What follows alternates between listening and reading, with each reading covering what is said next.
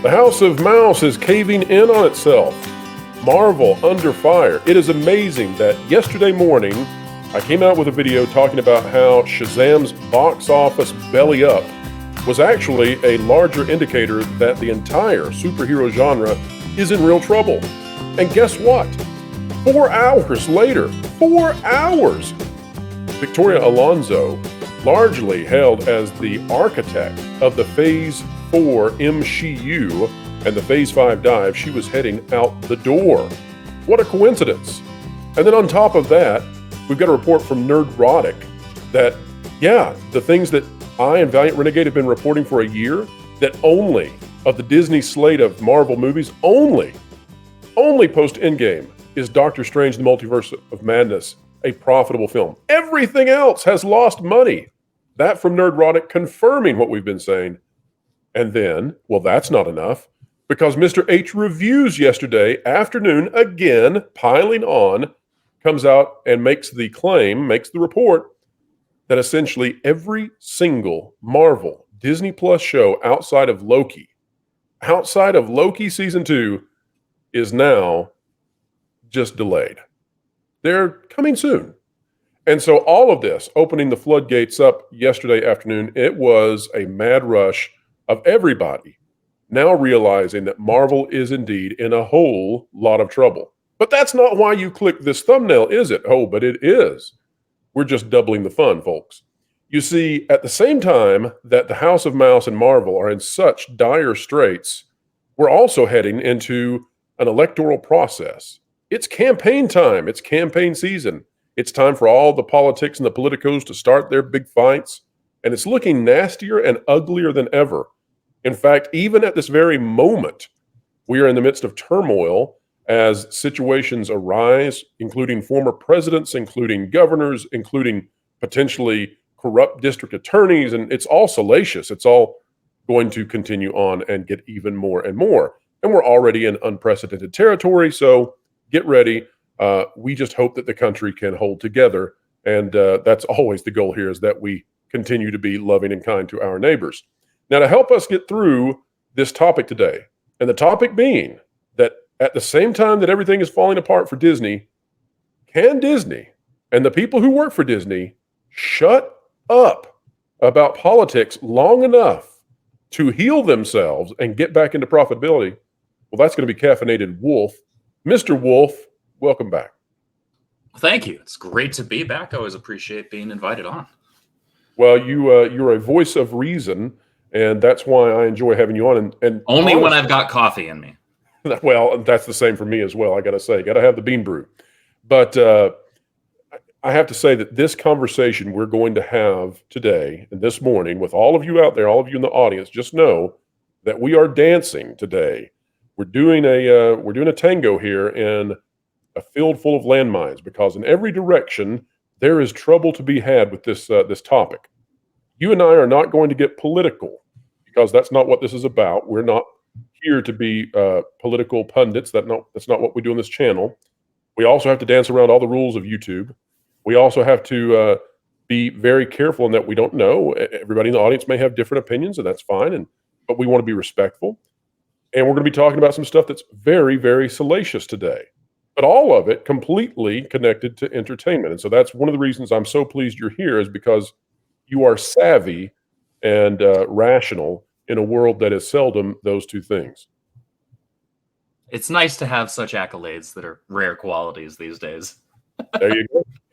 All right, folks, if you like content like this, and we're assuming you're going to, please click that like button, share and subscribe. And if you want to stick to the algorithms, well, you can. You just click it. We're talking about that notification bell.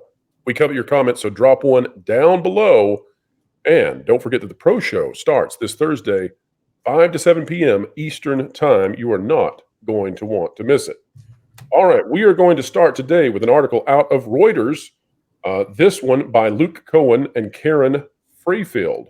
We're going to assume that's how we say that name. Trump says he expects to be arrested on Tuesday, calls for protests. We're not advocating for that, and we're not taking a position politically one way or the other, nor are we taking a position as to the legality of any of this. But we'll just run through the basics of this, because this is now something that as the time of recording, none of this has occurred yet. But at the time of publication, when you're watching this video, perhaps it is happening. Former U.S. President Donald Trump on Saturday said he expects to be arrested on Tuesday as New York prosecutors consider charges over hush money payment to an individual of salacious nature. See, I told you. And called on his supporters to protest. Illegal leaks from a corrupt and highly political Manhattan District Attorney's office indicate that with no crime being able to be proven, the far and away leading Republican candidate and former president of the United States of America will be arrested on Tuesday. That's today, Trump wrote on Truth Social. Now, Wolf, the reason I want to start here is because in the past, when Disney was a juggernaut, the celebrities and the writers and the directors of Disney, who we have talked about in the past, are 90%, according to political donation records, 90% affiliated with the opposite party of this former president. They have been very vocal, and they have been vitriolic and abrasive and aggressive when it comes to even consumers of a different political bent participating in Disney content. At a time right now where Disney is in such a vulnerable state, do you think that Disney would be wise to advise their workers, their celebrities, their actors, their writers, their directors to shut up and not touch this today? Well, that would just be going back to the way things were before, wouldn't that? That would be going back to kind of the golden age where, Hollywood and just entertainment in general focused on, crazy as it might sound, entertainment. And therefore, they didn't get involved really in the political sphere, at the very least, not publicly, and certainly not in the manner that we see them doing now. It was Michael Jordan once said, Republicans want to buy shoes too, or want to buy sneakers too.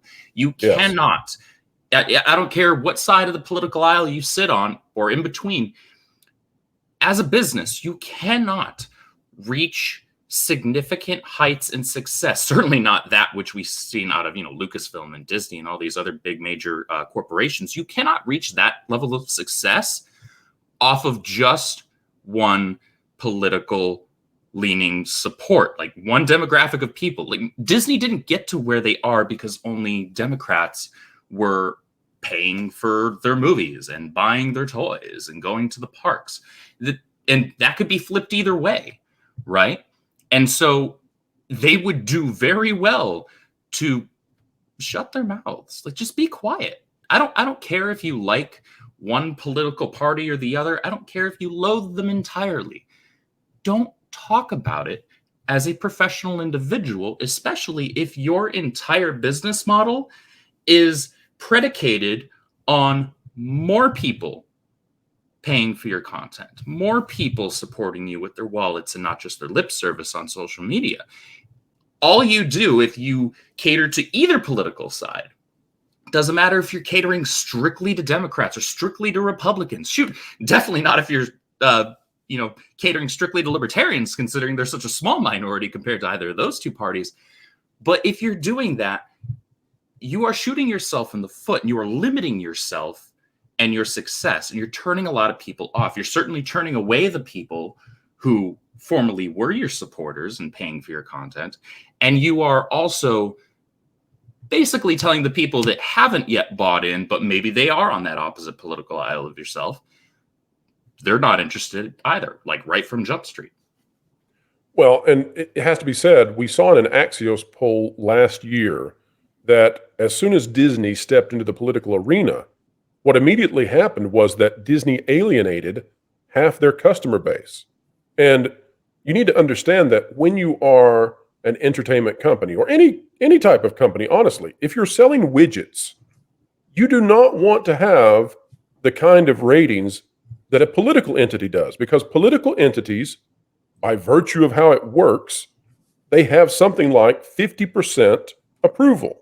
Now, that can change, right? So in the extreme, perhaps they have 35% approval, or perhaps they have 65% approval. It's hard to get past either one of those numbers. We won't go into why. But if you're a company trying to sell things, what you want to have something like 90% approval, because it's in your best interest and the interest of your shareholders that everybody wants to buy your widgets. Everybody wants to watch your movies. And when 45% of the population now wants to do that, you have cut your potential in half. Whereas in politics, if you're sitting at 50% approval, well, you're doing fantastic. And so I think now, I mean, think about this. With Disney, Star Wars is essentially dead theatrically. You also have Marvel now. It's clear now publicly that all the red flags are up, all the flashing buttons are on, and they're hitting the emergency brakes. You've got the Disney animated feature films, which have been flop after flop after flop. I mean, this is all throughout the company. And then there's the worry that that could promulgate throughout the industry, right? Because when the leader goes down, it's not so convenient that everybody else goes up. The king of the theaters tends to prop up the theaters as well. So when the big money for Marvel dries up, well, that hurts those little cinemas.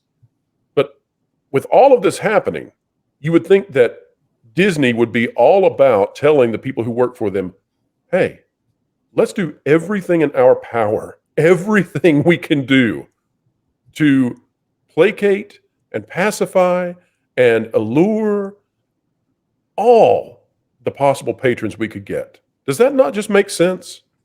I think that's just business 101. Don't chase away your audience or your potential audience. Certainly not the audience that you already have, because that's your guaranteed money, right? We saw this when they decided to change properties that were geared towards largely a boy demographic to then trying to cater to girls when they already had their properties, their IPs, and their entertainment that they enjoyed. And Disney did very well with those. But then they decided to alter the boys' stuff to cater to girls. And not only were the vast majority of the girls not interested in that stuff to begin with, the ones that already are were already there, right?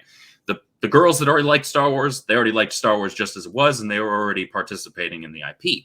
But they chased away the boys. And this is the same thing when it comes to the political stuff. You know, you already had people from all walks of life, both sides of the aisle, all colors of the spectrum.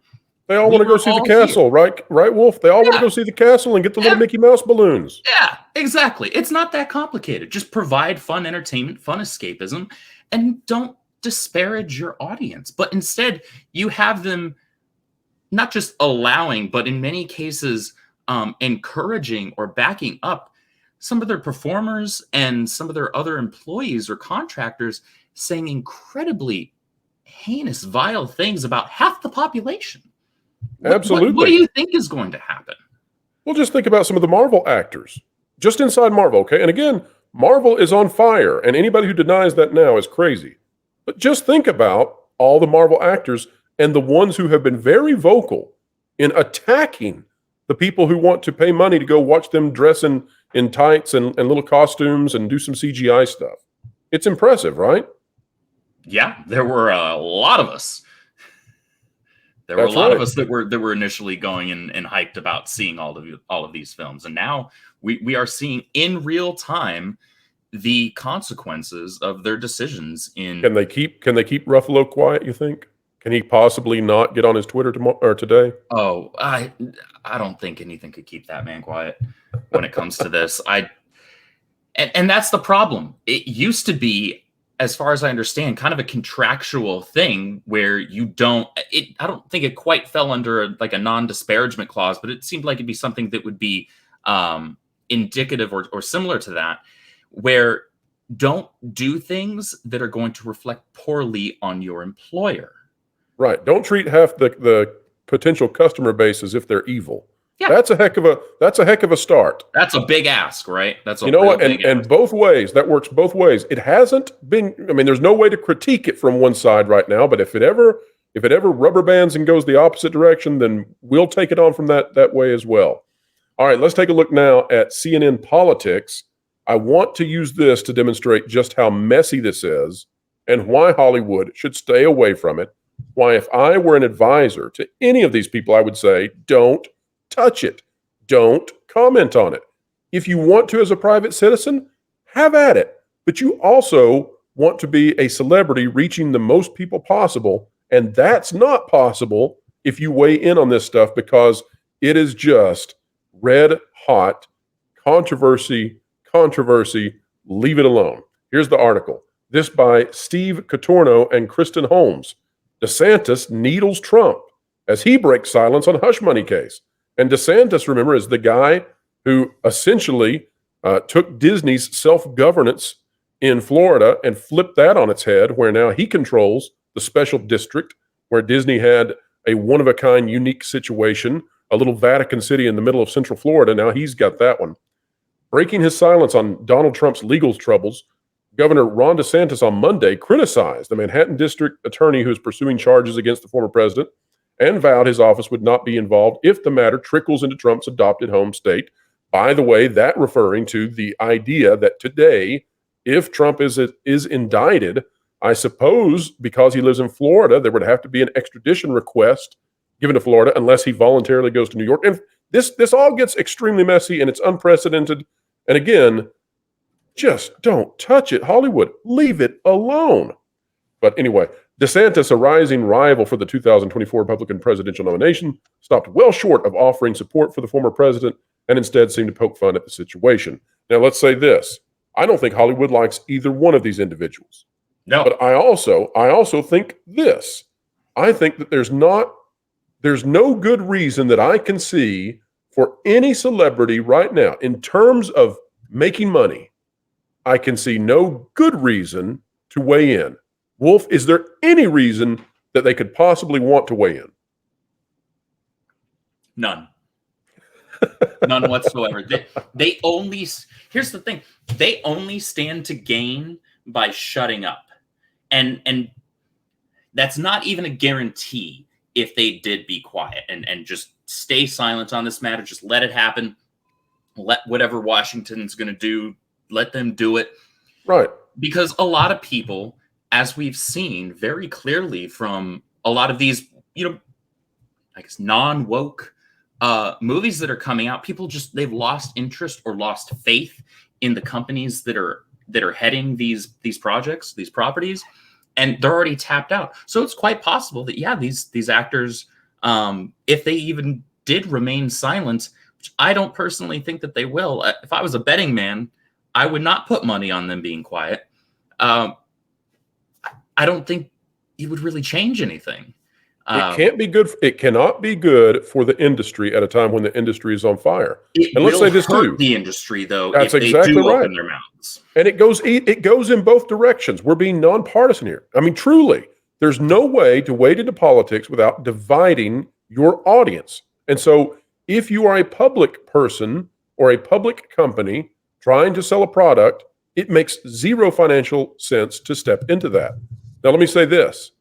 Also, simultaneous, let's look at the last year. If you look back, which movies were exceedingly successful? Well, we've got Avatar: The Way of Water, which is it doesn't touch anything political. It doesn't touch anything that is current or modern in terms of socio-political movements. If you look at Maverick, Top Gun Maverick, they don't even give you an enemy that they're facing against. They just give you a hero, a masculine hero who takes on a paternal role and self-sacrifices. And that did exceedingly well. You know what's failed?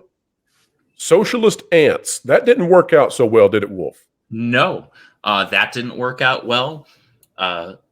Lady Thor didn't work out too well either, as well as the vast majority of these other films. It's looking like Shazam is not going to do well at all. Black Adam didn't do well. And that movie I saw it, for all things put on the table, it was pretty inoffensive. I actually quite enjoyed it, but I completely understand why the vast majority of people just didn't even give it the time of day, because they're over these companies having spent the last decade or so proselytizing to them in what's supposed to be their escapism. That's right, because when people are looking at a difficult world or a messy world, and we're definitely going to have that as we go into the political season. This is going to be ugly. And as we've said, when I use the word unprecedented, I mean it. We've never seen some of this stuff, and we're going to see more of this stuff we've never seen before. Not in the United States, anyway. But that's exactly right. And so as we go into that time, even more than ever, People want to go and tune out all the awfulness that's around us when they go into a theater. They want to escape. So if you refuse to allow that, then they're going to go find somewhere else, whether that be a path in the woods, or whether that be going for a hike out in the mountains, or perhaps they're going to go down to the beach and go for a jog. Whatever it is, whatever way they can escape, they're going to do it. Let me show you why I am pessimistic about at least parts of Hollywood and their ability to do this. This from The Hill, Alicia Cohn. Memorable Trump feuds with celebrities from 2019. Just take a look at these. Trump versus Robert De Niro. We remember that one. Trump versus Arnold Schwarzenegger. Trump versus Bill Maher. Trump versus Deborah Messing. Trump versus Chrissy and John Legend. Trump versus Taylor Swift. Trump versus Chris Wallace. We can keep going and going and going. There has been a knockout brawlout with this man from Hollywood, and my worry for Hollywood, it'll be great for us if they act stupidly. We get to cover it, so good for us, I guess. We'll watch the battle of the stupids. But my worry is that if this moves on to other celebrities, if this just becomes an all-out hate fest from Hollywood towards everybody of one political side, not just Orange Man bad, then it is going to devastate the industry at a time when they can't afford it. And I'm not sure that celebrities understand that they're in a bad position. Because celebrities are actually, the lot of them, not all, because there are some that are business savvy and socially savvy. And those are the ones you don't usually hear them running their mouths all too much. They don't have the business acumen and the understanding that while they already get paid, they've already gotten their money by the time that movie hits theaters. And, with the exception of guys like, say, Leo DiCaprio, who, that has baked in stuff into his contract where he also gets money on the back end if the film, hits certain milestones at the box office, things like that. Outside of that, they've already gotten their money. They're not worried about how the film actually performs. But that's because they're not intelligent enough, business-wise, to realize that eventually studios aren't going to have the money to put together those big budget productions and pay you your big salary, because they've been losing money for over a decade thanks to y'all opening your stupid mouths. And people choosing to walk away. I hope that the takeaway that people will have from this video, for all of you out there who have listened in, and by the way, it's just such an honor. It truly is. We do not take you for granted. I promise you that every time somebody subscribes to the channel, I just think it's marvelous, and I'm exceedingly happy that you're here. But I hope the takeaway for all of us is not a message of partisanship here. I hope it's not a message of hating on celebrities per se, because like we said, there are some really intelligent people, clearly. It's just that we're saying that at this time, with Hollywood in the shape that it's in, with the superhero genre completely falling apart, Marvel and Star Wars unable to make a successful theatrical run, Disney in those same situations, it seems like the only ones who are really having success right now is maybe Illuminations. They're killing it. But, outside of Super that, Mario Brothers is going to do gangbusters. Yeah, and by the way, we'll have a video this afternoon on that very topic, because it turns out that Nintendo pushed back against Hollywood early on. This coming to me from a Hollywood executive who reached out in private, and I'll get the full scoop on this, but Nintendo saved that movie. They prevented that movie from being a disaster. So we'll talk about that later.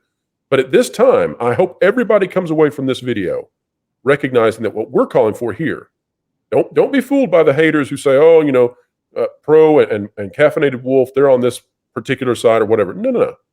We're calling for unity. We're saying, and let me boil this down.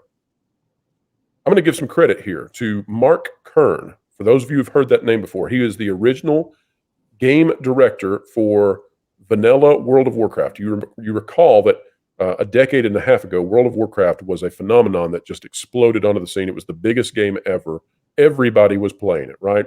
Oh, yeah. And yeah, Mr. T was doing commercials talking about being a night elf mohawk. So Mark Kern, who was the head of all of that, truly a genius, He made an argument one time, and I found this to be absolutely stunning. He made the argument that entertainment should be like the watering hole of the desert.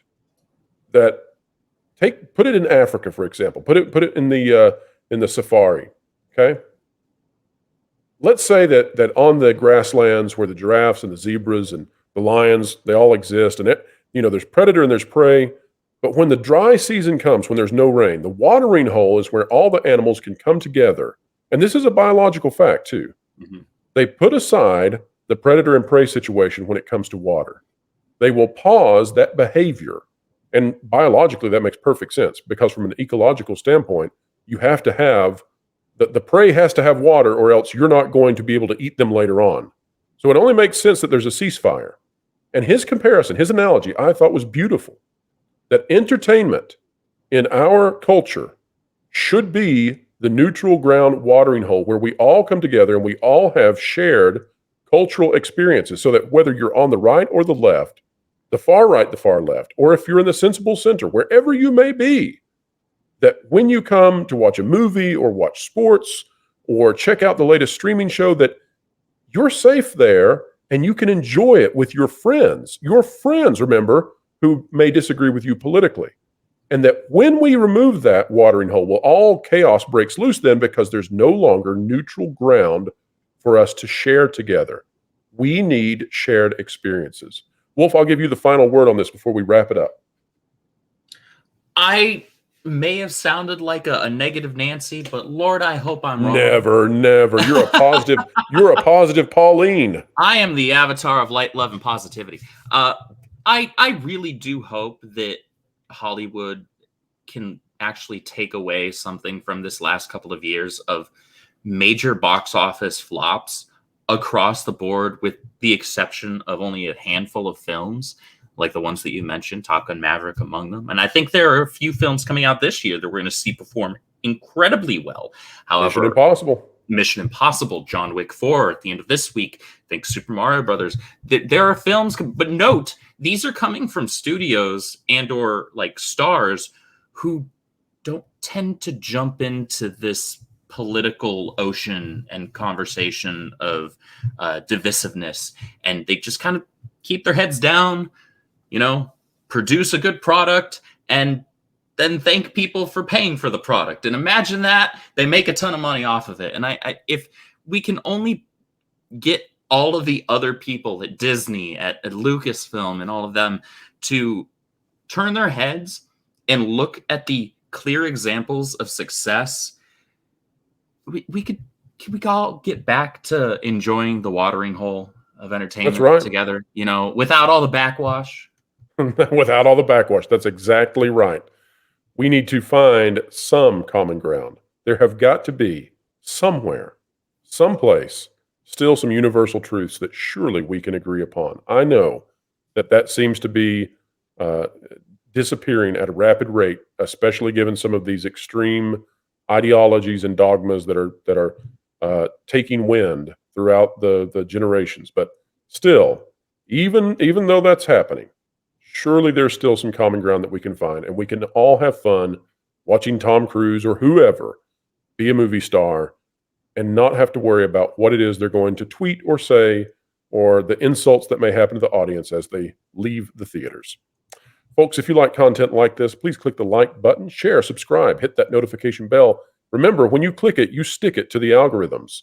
We covet your comments. We really do. We read them. We respond. We want your dialogue. This is not an echo chamber. This is a place for you to share your agreements, disagreements, and everything else. You truly are the electricity that drives all of this. The Pro Show starts Thursdays, 5 to 7 p.m. Eastern Time. This Thursday is the beginning of it, and we want you to be there for that very first show so you can say that you know that first show from Pro. And finally, everybody out there, remember, do good in this world, make it a better place, be kind to others, especially as we get into this political season. It's fine to be energized, it's fine to be political, it's fine to take positions. We want all of that. Be passionate, but find those times and those moments where you can be kind to those who disagree with you. Wherever you are, whatever you're doing, keep learning, keep growing, and keep having fun.